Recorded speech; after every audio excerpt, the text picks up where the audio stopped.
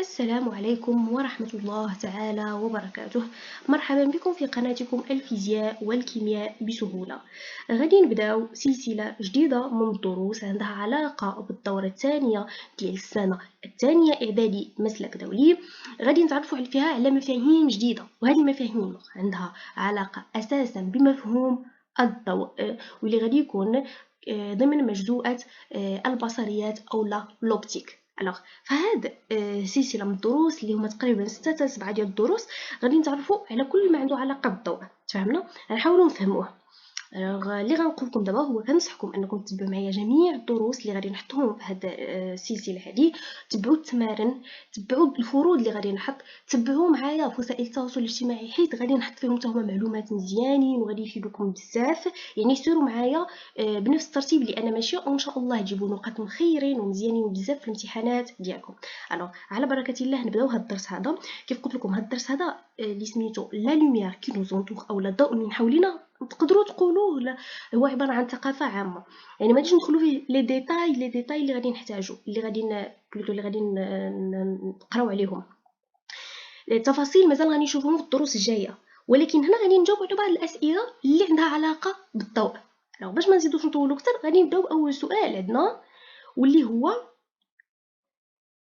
سي كوا لا لوميير. كنسمعوا الضوء، شنو هو الضوء؟ يعني بصفه عامه علاش شنو ممكن يكون كيعني. Alors, la lumière est un facteur physique capable de rendre visible ou de rendre plus éclairé un objet pour l'œil. Sans la lumière, on ne peut pas voir. Alors, الضوء هو واحد العامل فيزيائي قادر باش يخلينا نشوفه، اولا باش يخلينا نزيدو نشوفو بشكل اوضح واحد الشيء بالنسبه للعين ديالنا. وبلا بيه يعني بلا الضوء ما نقدروا نشوفو حتى حاجه. واش نتوما ملي كتنوضوا الظلام مثلا في الليل، الا ما شعلتوش الضوء، الا ما كانش شي مصدر ديال الضوء من برا مثلا من السرجم، الا ما كانش مثلا شي حاجه بحال هكا مضويه غادي تقدروا تشوفوا الطريق قدامكم. ما يمكنش حيت صافي راه الظلام. يعني المصدر الاول ديال الضوء اللي ممكن يعطيه لنا اللي هو الشمس ما كيكونش داك الساعه، يعني ما كتشوفوش. يعني بلا ضوء ما يمكنش نشوفو. تفهمنا؟ Alors, toutes les notions qui se rapportent à la lumière, بحال مثلا la vue, les couleurs, le trajet des ondes lumineuses forment une science appelée l'optique. جميع المفاهيم اللي عندها علاقة بالضوء بحال مثلا البصر أو الرؤية، les couleurs الألوان، le trajet des ondes lumineuses، مسار الموجات الضوئية، كيعطيونا ما يسمى بعلم البصريات او لوبتيك. نتوما دابا في الدوره الاولى قريتو المجزوءه الاولى كانت عندها علاقه بلا ماتيير. تفهمنا؟ دابا في هذه الدوره الثانيه غادي تكون عندكم جوج ديال المجزوءات، عندكم لوبتيك وعندكم ليليكتريسيتي. حنا دابا غنبداو بلوبتيك. تفهمنا؟ غنهضروا على لوبتيك، كل ما عنده علاقه بالبصريات غادي نشوفوه كيف قلت لكم في هاد الدروس اللي جايين. نمشيو للسؤال الثاني عندنا هنا، كيقول لنا quelles sont les utilisations de la lumière. حنا عارفين باللي الضوء شي حاجه اللي مهمه لينا، ولكن واش غير كنشوفوه صافي كيعاوننا باش نشوفوه؟ هذا هو يعني نقدروا نقولوا باللي الخاصيه اللي عنده السلام؟ لا، الضوء عنده واحد الاستعمال كبير كبير كبير بزاف في الحياه اولا بالنسبه لكوكب الارض بصفه عامه. فهمنا؟ حنا هنا شنو غنديروا؟ غادي نعطيو بعض المنافع ديال الضوء بالنسبه لكوكب الارض ديالنا. ما غاديش نقدروا حنا نهضروا على كل شيء اكيد. فهمنا؟ غادي كيف قلت لكم نهضروا على بعض الايجابيات ديالو بالنسبه لنا. chaque cellule humaine et chaque forme de vie sur la terre agit de manière synchronisée avec le soleil. Le soleil est cependant aussi une source d'alimentation pour chaque forme de vie. الشمس اللي كتسلط على الكوكب الارض ديالنا عندها علاقة وطيدة بجميع أشكال الحياة في الأرض. يعني هنا كيقول لك باللي أي خلية إنسانية أو أي شكل من أشكال الحياة على سطح الأرض كتزامن أو كتمشي بواحد الشكل متزامن مع الشمس. يعني ضروري الشمس باش تقدر هي تكمل الحياة ديالها أو تقدر تكمل الدوره البيولوجيه ديالها، ولا هي شنو خصها دير في كوكب الارض. تفهمنا؟ اي شكل من اشكال الحياه. ملي كنقول اي شكل من اشكال الحياه راه كنعني نباتات، حيوانات، انسان. تفهمنا؟ راه ما يمكنش نعيشوا بلا الشمس. يعني تخيلوا واحد الكوكب بدون شمس، تخيلوها. حتى التخيل ديالنا ما يقدرش يوصفها. فهمنا؟ الوغ هي كتعتبر الشمس اولا الاشعه الشمسيه كتعتبر واحد سورس داليمونطاسيون، واحد المصدر الغذاء لاي شكل من اشكال الحياه اللي في سطح الارض. تفهمنا؟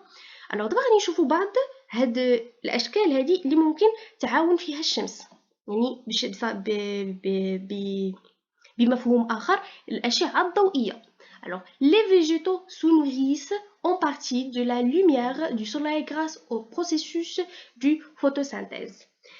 النباتات كيفاش كتكبر، كيفاش كتولد، كيفاش بزاف ديال الحوايج كتحتاج الشمس فيما يسمى اولا في الظاهره ديال لا فوتوسينثيز اولا التركيب الضوئي. التركيب الضوئي انا متاكده بلي نتوما غادي تشوفوه مزيان في لا بيولوجي اولا في علوم الحياه والارض، يعني انا ما نقدرش ندخل لكم في الديتاي باش نشرحه هنا حيت ما عندوش علاقه بالفيزياء.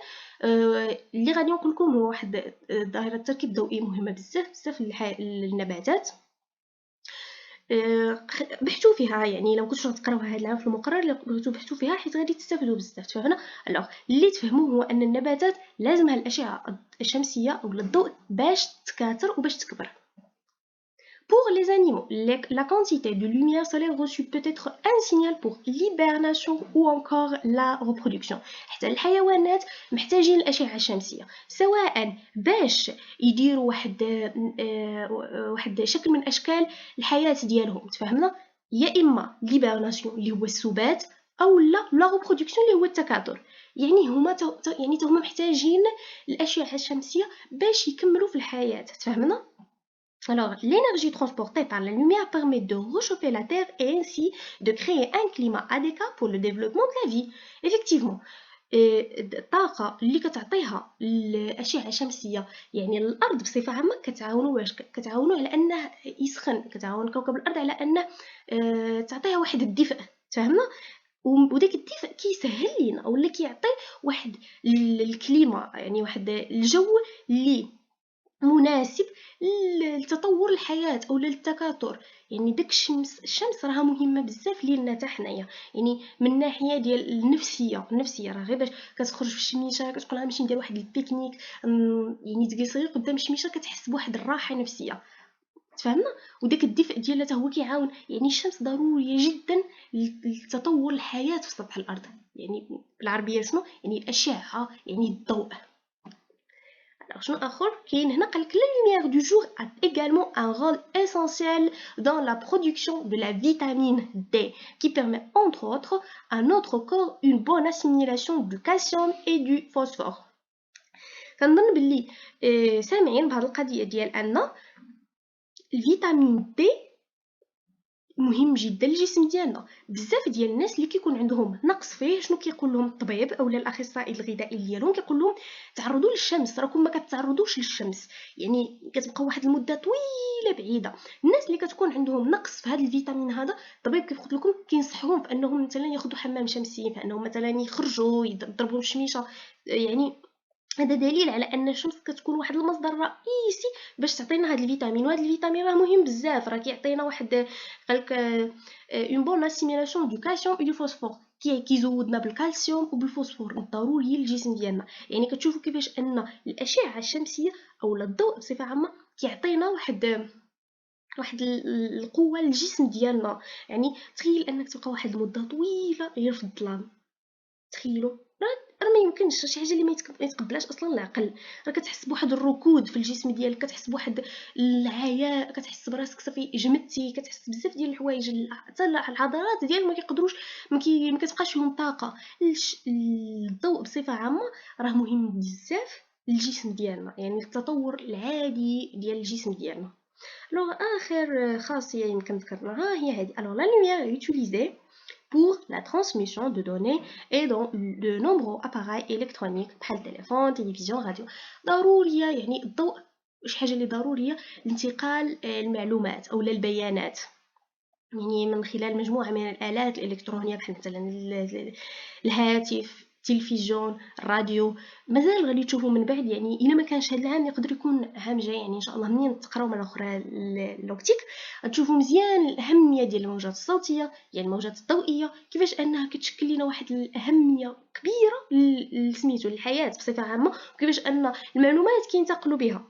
فهمنا؟ يعني راه اي حاجه ممكن تشوفوها مثلا عندها علاقه بعدا بهاد الشهاده ديال الالكترونيات كتحتاج الضوء، كتحتاج يعني الموجات اللي عندها علاقه بالضوء، داكشي بزاف فيه بزاف ديال الامور، يعني بزاف حاجه كيف كيقولوا تابع الحاجه. انا ما كنبغيش ندخل لكم لي ديتاي اللي نتوما مازال ما تحتاجوهاش دابا واللي غير غادي تدوخكم.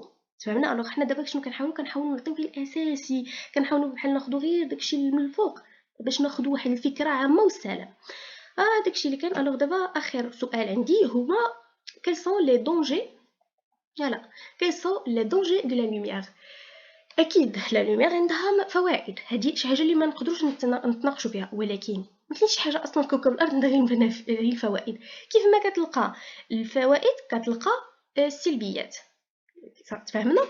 الوغ الضوء للاسف عنده واحد السلبيات كبيره خصوصا لينا حنا كبشر، يعني الجسم ديالنا، يعني سورتو ملي ما كيكونش داك الاستعمال المعقلا ليلو. بزاف ديال الحوايج ممكن يضرونا حنا. انا ما غاديش نعطيكم بزاف، يعني هنا مثلا انا تطرقت لحاجه وحده هي اللي قلتها، حيت ما بغيتش ندخل في لي ديتاي باش ما نخربقكمش. alors les composantes ultraviolettes et bleues de la lumière ont le plus grand de potentiel de provoquer des effets dommageables.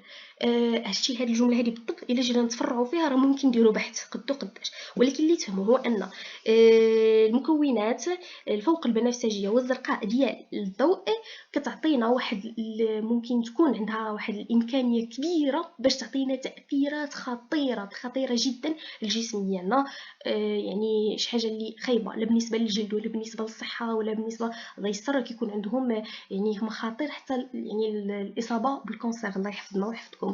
تفهمنا؟ الوغ شي حاجه اللي خطيره بزاف. نفس الشيء مثلا شنو ممكن نقول لكم؟ ممكن نقول لكم مثلا العين عندها واحد تاثير، كتاثر بشكل كبير بالضوء. سورتو حنا مثلا في الوقت ديالنا كنجلسوا بزاف قدام بيسي، قدام التلفزيون، قدام الطابليت، قدام التليفون، كنضروا عينينا حنا براسنا. يعني هاد الاشعه هذه اللي كتسلطوا عليها، النصيحه اللي غادي نقول لكم هو حاولوا ديروا هذه القضيه ديال القاعده ديال 20 20 20. ما عرفتش واش كتعرفوها ولا لا.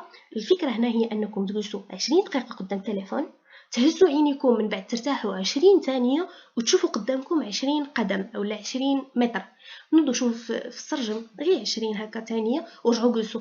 كتريحوا البؤبؤ العين ديالكم، مكيبقاش مركز غير على حاجه وحده، وخصوصا سميتو البيسي كترتاحوا.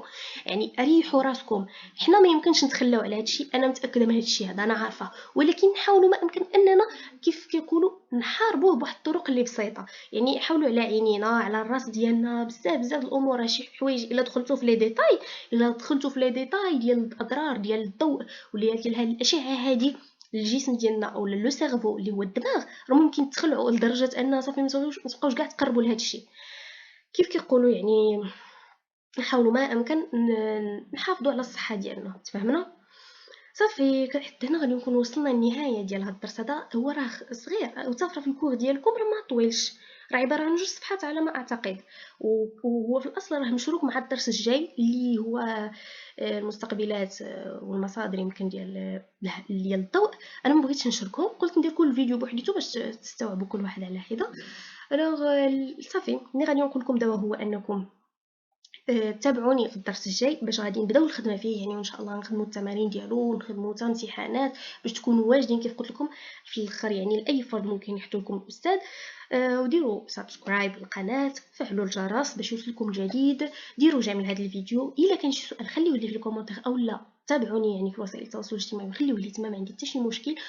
وفي وسائل التواصل الاجتماعي نطلب منكم تتابعوني اصلا، حيت غادي كنحط شي حوايج اللي مزيانين وغادي يعاونوكم من كاع النواحي. الوغ صافي حتى هنا غادي نقول لكم السلام عليكم ورحمه الله تعالى وبركاته، بالتوفيق.